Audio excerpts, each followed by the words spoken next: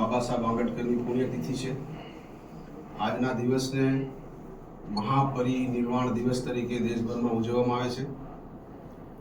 મહાપરિનિર્વાણનો મતલબ એ થાય છે કે જ્યારે બાબા સાહેબે પોતાના જીવનના અંતિમ દિવસોમાં બૌદ્ધ ધર્મ અંગીકાર કરેલો, તો બૌદ્ધ ધર્મના અંદરમાં જ્યારે મૃત્યુ પછી આત્માને મુક્તિ મળે તો એ આત્માની સ્વતંત્રતાને મહાપરિનિર્વાણ કહેવામાં આવે છે।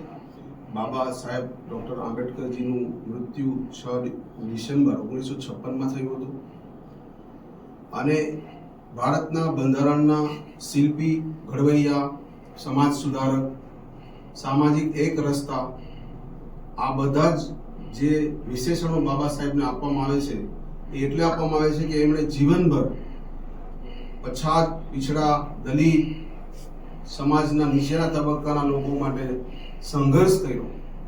ના એમના માટે ખાલી સંઘર્ષ કર્યો, પણ એમણે બંધારણ સભાના અધ્યક્ષ તરીકે જ્યારે દેશનું બંધારણ બનાવ્યું, એમના નેતૃત્વમાં બનવામાં આવ્યું, ત્યારે બંધારણની જે રચના કરવામાં પણ એમણે બહુ સંઘર્ષ કરેલો।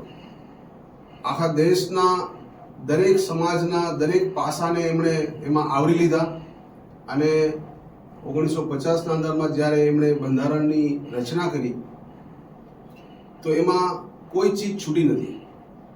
બાબા સાહેબ ડૉક્ટર આંબેડકરજીને 1990માં મરણોપરાંત ભારત રત્નથી નવાજીશ કરવામાં આવેલી અને 6 ડિસેમ્બર મહાપરિનિર્વાણ દિવસના અવસર પર હાલમાં જ મહારાષ્ટ્રના અંદરમાં 4 દિવસ પહેલાં પબ્લિક હોલિડે પણ ભારતીય જનતા પાર્ટીની જે સરકાર છે એના દ્વારા ઘોષિત કરવામાં આવેલી છે। તો આજના આ દિવસે ભારતના બંધારણના ઘડવૈયા, ભારતના બંધારણના શિલ્પીને અમે સૌ સાદર નમન કરીએ છીએ અને આદરપૂર્વક શ્રદ્ધાંજલિ આપીએ છીએ।